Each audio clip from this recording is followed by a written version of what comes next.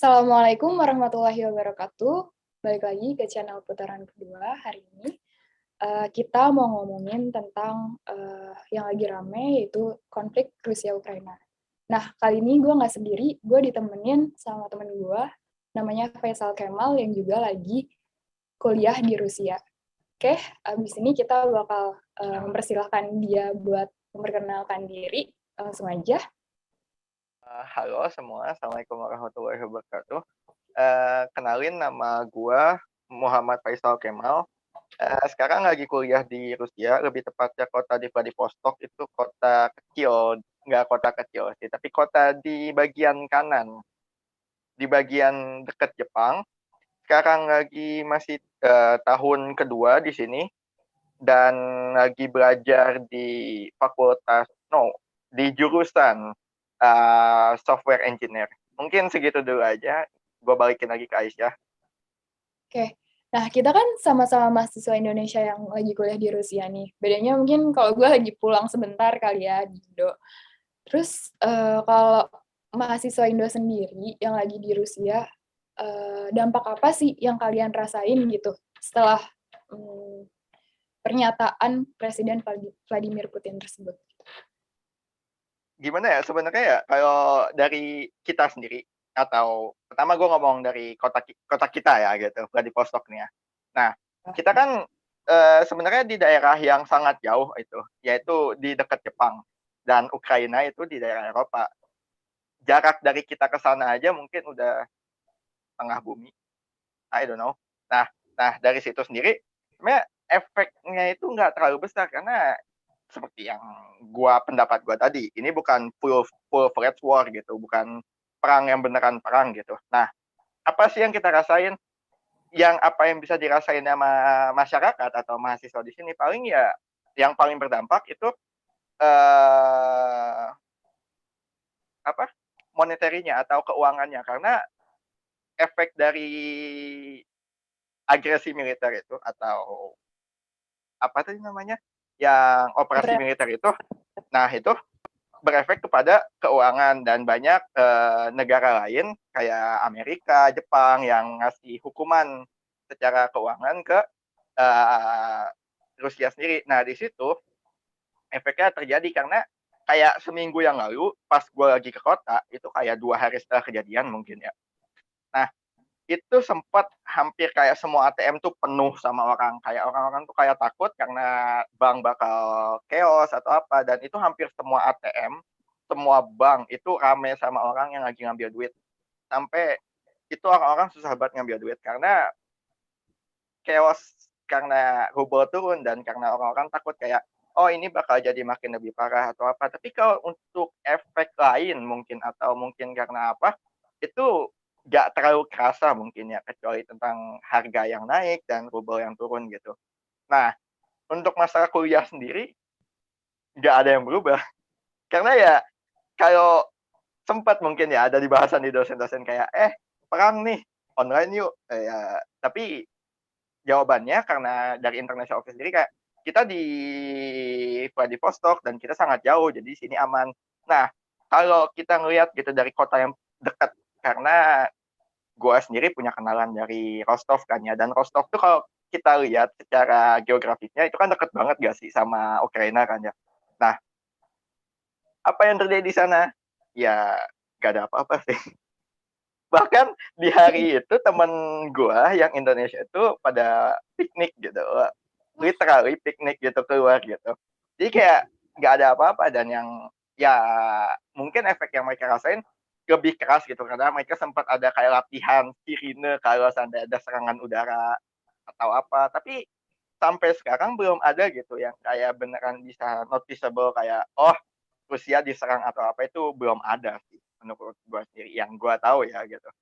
Paling ya kayak gitulah yang gue rasain di sini. Iya sih, sempet dengar-dengar kan, maksudnya kalau normal rubel tuh di angka 200-an ya, sekarang sampai 130-an ya, kalau nggak salah. Kan gue ngambil duit itu Mm-mm. 136, Hmm. dan iya itu sangat, 136 mungkin dari 200 ke 136 mungkin kedengeran gak gede, tapi konversinya mungkin gini lah ya, 7.500 itu maksimal yang biasa diambil untuk sekali ngambil. Yang biasa 1.500.000 rupiah itu bisa dapat 7.500 doang. Sekarang 1 juta itu setara dengan 7.500. Jadi untung 500.000 ya lumayan sih. Tapi ya di sisi lain harga lain juga naik gitu ya. Ya sih lah Makanya ya. iya inflasi gitu. Gitu. Tapi kalau dari KBRI sendiri, maksudnya mereka udah apa ya ngambil tindakan khusus gak buat mahasiswa Indo yang maksudnya paling deket gitu di perbatasan kayak Rostov, atau untuk apa ya kebijakan untuk seluruh mahasiswa yang ada di seluruh Rusia gitu. Sebenarnya untuk kebijakan, gue sempat ngelihat mereka mengeluarkan apa kayak surat pengumuman atau apa ya sebutannya ya pokoknya surat itu tentang tindakan, tapi belum ada yang noticeable kayak mungkin evakuasi atau apa, lebih ke jaga keamanan ini. Mereka punya kayak call center kalau terjadi apa-apa, tapi untuk sekarang belum ada yang beneran kita bisa noticeable gitu kayak apa yang harus kita lakukan, lebih ke jaga hati-hati dan sebagainya. Gitu. Oke. Oke.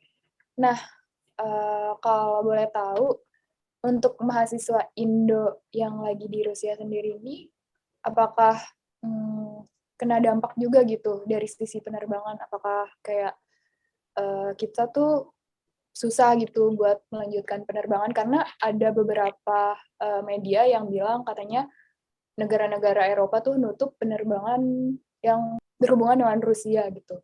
Kalau mahasiswa Indo sendiri kayak bolak-balik antara dari Rusia ke Indo atau Indo ke Rusia itu apakah ada hambatan gitu karena pasca terjadinya konflik ini? Sebenarnya untuk pelarangan udara karena yang ada itu juga karena gimana ya, daerah udara di antara Ukraina dan Rusia itu mungkin ada sedikit restriction, apa bahasa Indonesia, pelarangan mungkin atau limitasi ya. Nah, kenapa? Karena ada kemungkinan dan ada ditakutkannya ada kesalahan penembakan ke pesawat sipil di daerah sana. Tapi untuk lingkungan udara Rusia pada umumnya itu masih normal, karena gua sendiri punya teman yang dia tinggalnya di daerah Moskow ke bawah dikit, gak tahu nama kotanya. Dan kayak baru 2 hari kemarin dia baru pulang dari Moskow lewat pesawat. Iya. Dan gue tanya ke dia, how's the war? What? Which war? Dan ya karena saking tidak ada rasanya, kita juga tidak merasa, mungkin kecuali keuangan gitu ya. Mereka juga tidak terlalu merasa apa yang terjadi, kayak oh kita lagi perang atau apa gitu.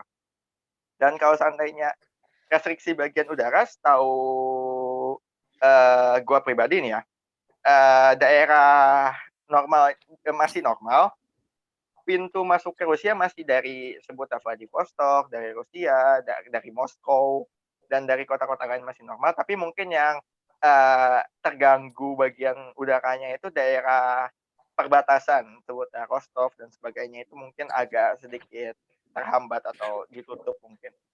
Mungkin masih bisa untuk pulang pergi kalau untuk dari Indonesia ke sini. Termasuk kalau lu mau pulang ke sini, oke? Okay? Oke. Nah, kalau lu pribadi nih, apa ya, kayak ada rasa kekhawatiran nggak sih dari dampaknya sendiri, dan kayak sempat kepikiran buat, oh kayaknya gue pengen pulang deh, karena maksudnya karena isu konflik ini gitu ke Indo. Lu sempat kepikiran gitu? Gimana ya? Gak mungkin enggak ya. Sebagai orang yang gue juga lumayan suka tentang cerita tentang perang atau tentang apa, tentang perang dunia 2, perang dunia yang mana, perang saudara atau apa, efek dari perang itu nggak pernah bagus untuk sisi manapun, meskipun yang menang juga, yang menang itu tidak sebenarnya menang, karena mereka pasti punya banyak downside yang lain. Dan semakin lama perang itu, efeknya akan semakin besar, dan ya anggap aja kayak lu jatuh yang bola es, makin lama makin gede kan. Nah itu juga bakal kejadian sama perang ini. Meskipun yang gue rasain sekarang ini belum apa-apa, tapi kalau perang ini akan bertahan makin lama, makin banyak negara yang akan ngasih hukuman, harga rubel makin turun, dan itu pasti secara nggak langsung bakal membuat chaos sendiri gitu. Kayak di masyarakat di sini kayak, oh harga turun, saatnya gue ngemban minyak misalnya. Kayak di Indonesia minyak sekarang lagi hilang kan ya. Nah, jadi saatnya gue ngambilin ayam atau saatnya gue ngambilin ini, dan karena demand-nya makin tinggi, harga makin tinggi, dan itu bakal berulang terus. Nah, sebenarnya untuk menyelamatkan ruble sendiri itu, meskipun seandainya perang ini selesai, ruble nggak akan tiba-tiba naik ke kayak 136 besok ke 200, itu enggak. Jadi itu butuh waktu lama gitu untuk recover-nya sendiri. Nah, itu dia yang gue takutin. Kenapa? Karena meskipun seandainya nih ya, kita sebut dalam 2 minggu misalnya, semoga gitu, perang ini selesai dan Putin puas dengan outcome dari apa yang dia inginkan, dari apa yang dia lakukan dan apa yang dia inginkan untuk didapetin. Tapi efeknya tuh nggak bakal berhenti di sana. Karena kita masih punya masalah kayak uang, masalah ini, masalah yang kayak kondisi dari luar, bahkan stigma dari orang-orang luar, kayak mungkin kalau kita baca berita luar, bahkan baca berita A, berita B, itu hasilnya beda. Nah, itu stigma yang bakal susah gitu untuk diubah, karena nggak butuh waktu bentar gitu untuk mengubah itu semua. Apakah gue takut ini bakal makin lama? Iya, kalau seandainya makin lama, efeknya mungkin makin besar, atau bahkan makin buruknya, ini bakal berputar balik, di mana Ukraina beneran akhirnya memutuskan untuk meminta tolong mungkin ke negara-negara lain, dan ini bakal jadi perang yang beneran besar. Dan ya, itu bukan hal bagus karena gue kuliah di sini dan gue nggak mau perang. Jadi mungkin gue nggak berharap ini makin panjang, tapi untuk apakah ada rasa takut, pasti ada. Gue sendiri, teman-teman gue juga, gue ngobrol ke teman Indonesia gue, dia bilang kayak, sebenarnya ini bahaya. Kenapa? Karena ini minimal butuh katanya 2 tahun mungkin untuk beneran recover dari semua yang udah ada untuk masalah keuangan sendiri. Jadi mungkin segitu kali ya untuk kekhawatiran gue sebelum gue makin lebih panjang. Jadi ya segitu paling. Untuk sehari-hari nih, kayak kan makanan katanya tadi pada naik gitu. Itu tuh barang-barang juga maksudnya kayak jadi langka nggak? Kayak misalkan makanan pokok gitu atau apa, itu jadi hal yang langka juga nggak? Karena maksudnya inflasi gitu yang terjadi di sana. Sejauh ini belum ada makanan yang susah dicari layaknya minyak di Indo atau apapun itu kayak harga naik di Indo, tapi belum ada sih, kayak masih ada. Gue kemarin barusan belanja dan semuanya masih ada, beras masih ada, semua kayak daging ayam masih ada semua. Jadi untuk kayak kesulitan mencari barang mungkin belum akan, tapi semoga jangan gitu. Oke, iya. Kalau gitu, makasih buat Faisal Kemal yang udah ngeluangin waktunya. Semoga di sana aman terus ya, stay safe. Semoga mahasiswa Indo di sana diberi kekuatan juga, kesabaran, dan tetap semangat gitu buat ngelanjutin kuliahnya. Oke. Itu tadi obrolan gua dengan Faisal Kemal yang lagi menuntut ilmu di Rusia. Tadi kita udah ngomongin banyak hal terkait situasi terkini yang terjadi di Rusia gitu, konflik antara Rusia dan Ukraina. Kita ngomongin tentang perang, tentang WNI di sana, tentang KBRI, dan lain-lain. Semoga informasi ini bermanfaat. Terus saya sendiri mau ucapin terima kasih lagi untuk Faisal Kemal yang udah ngeluangin waktunya. Ya boleh nggak ya, jadi terakhir aja mungkin dari gue ya. Jadi untuk kondisi kita yang kayak tadi gue jelasin atau gimana, itu mungkin akan berubah atau gimana, dan banyak dari hal yang gue omongin itu pendapat gue pribadi. Jadi gue minta maaf banget kalau seandainya gue ada banyak salah omong atau seandainya salah pendapat. Jadi ya mungkin makasih banget udah disediain waktunya buat ngeluangin pendapat di sini. Mungkin segitu ya dari gue. Oke, makasih Faisal Kemal. Sampai jumpa lagi di channel putaran kedua. Wassalamualaikum warahmatullahi wabarakatuh. Lalu puasa emang jadi kan ya? Kaget ini gue minum. Iya. Belum masak gue. Belum masak. Kangen nasi padang apa enggak gitu? Iya, Please jangan bahas makanan, kurang aja. Paka. Maka